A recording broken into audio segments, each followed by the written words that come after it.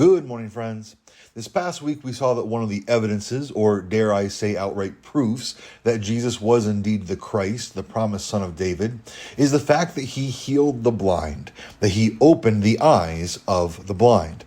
And of course, last week, we focused on Jesus healing the two blind men that called out to him as he left the city of Jericho on his way to Jerusalem. But to really drive this point home, I'd like to take you to the Gospel of John, chapter 9 this morning, because here we have recorded for us one of our Lord's earlier visits to Jerusalem, at which point he and his disciples encountered a blind man who, like the blind man outside Jericho, was begging to make a living. And Jesus heals the man and gives him his sight by, and I know this sounds a little bit gross, but there's a reason for it that we'll get into on another occasion, but by spitting into the dirt, making mud with his saliva, putting the mud on the man's eyes, and then instructing that man to go and wash in one of the pools there in Jerusalem called the Pool of Siloam. And so the man goes and does this, and when he does wash the mud off of his eyes, he opens his eyes and he's able to see. And of course, this amazes everyone. But it's apparent that Jesus did not accompany the man to the pool. And so when people ask how all of this came to be, the man tells them that Jesus was the one that told him to come and wash in the pool. And then they say, okay, well, where is Jesus? And he looks around and Jesus is nowhere to be found. He doesn't know where Jesus is. So Jesus does not come into the next part of this story of the account here because the people actually take the man to go see the Pharisees, and he has to speak for himself. They're going to talk a lot about Jesus, but Jesus is not there to do the talking for him. And so it's very interesting to see how all this plays out with simply what the man has to say about his own encounter with Jesus. Because, of course, it happens to be, just so happens, quote unquote, to be the Sabbath day. And so when the Pharisees hear what's happened, instead of marveling and praising God that this man had his sight restored, the Pharisees are instead all bent out of shape because Jesus performed this healing miracle on the Sabbath, which they themselves said or claimed was not allowed according to their own regulations. And since no one knows where Jesus was at that moment, the man himself who was healed, he gets the full blast of the Pharisees' ire. They basically interrogate him. They start to say that he must actually be some kind of an imposter, that he wasn't actually blind before, that he was faking. So they actually literally call and retrieve his parents to give their testimony. Number one, that the man in front of them is their son, and that he actually was blind up until this point, because who better to give that kind of testimony than the person's parents, okay? And which just shows that the Pharisees are beside themselves. Their whole world, and I don't say this for any sort of sympathy toward them, it's just the reality. Their whole world seems to be unraveling. They're losing control because of this man, Jesus, and they're mad. And so what actually happens is the parents come and they are so afraid, because clearly the Pharisees are mad. They're looking to get back at people. They won't even speak on their son's behalf because they don't want to get ostracized. They don't want to get put out of the religious community by those Pharisees. And so they just throw their own son under the bus. They just put it right back to him and say, hey, he's of age, he's old enough, he can speak for himself, and they don't want to be any part of it for fear of what the Pharisees will do, which just shows again how unhinged the Pharisees are as they're considering everything that Jesus was doing. So again, the newly seen man gets the full attention of the Pharisees, and now they just redouble their efforts. They try to put pressure on him to say that Jesus is a sinner, which of course we would today say, well, yeah, everybody's a sinner. But no, that label back then was much more severe.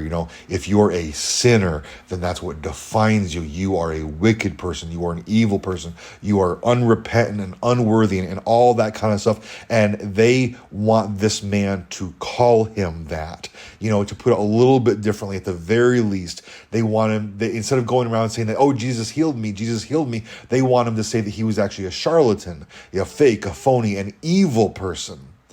But this man simply replies saying, whether he's a sinner, I do not know.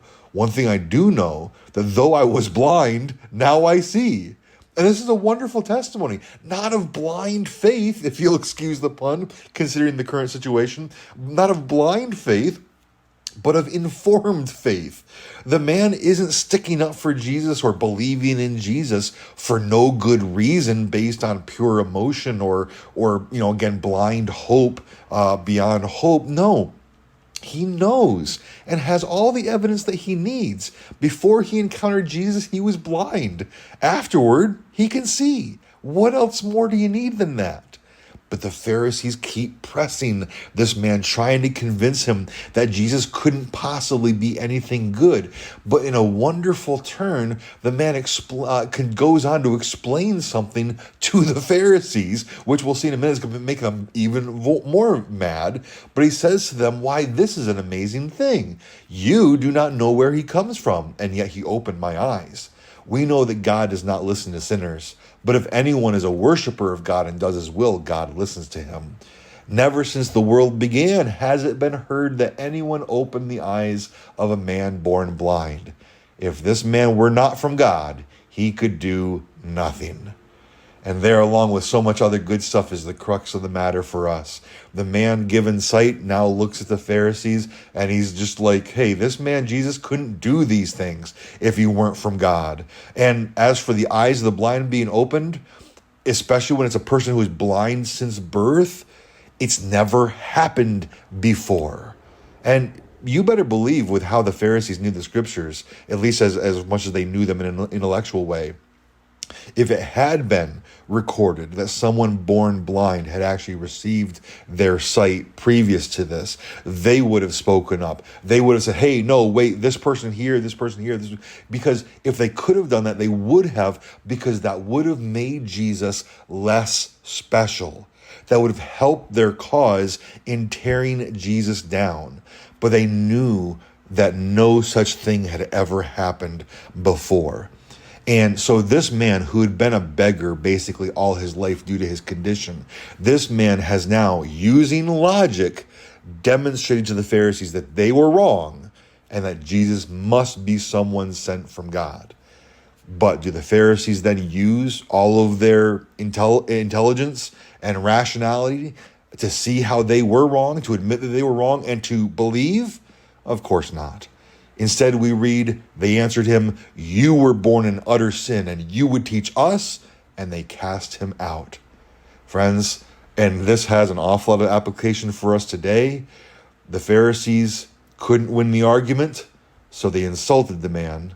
They made an argument from authority based on their own authority, which basically amounted to, we're the experts, how dare you tell us what to do, or how dare you try to correct us, we're the experts.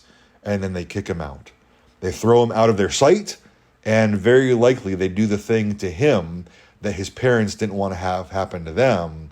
They most likely kicked him out of the synagogue. They kicked him out of the religious society of that day. And this, again, just reminds us of so many truths, that it's not belief that is irrational. It's not. The unbelieving world can claim that all they want to, but it's not true. It's not belief in Jesus that's irrational.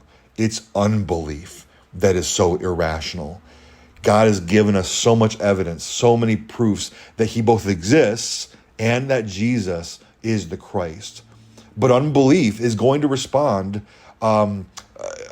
just as we saw the Pharisees respond, irrationally. The truth is going to be laid out plainly before them. But since that truth threatens the autonomy of their own sinful heart, that sinful heart will simply respond with visceral hatred, and then will do whatever it takes to reject and cast away both the truth and the person delivering the truth. So we can understand that that is going to happen, and we can get it ready for that to happen to us in our own experience. But once again, we see that particular piece of evidence, far from the only piece of evidence, but very specific piece of evidence, that Jesus opened the eyes of the blind, particularly those who have been blind since birth, and no one had ever done that before.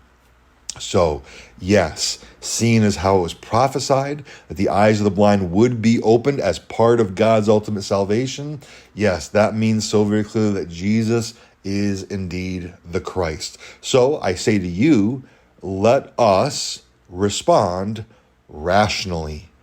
Let us believe and follow him. With that, I pray you have a good and godly day. And Lord willing, I'll see you Sunday.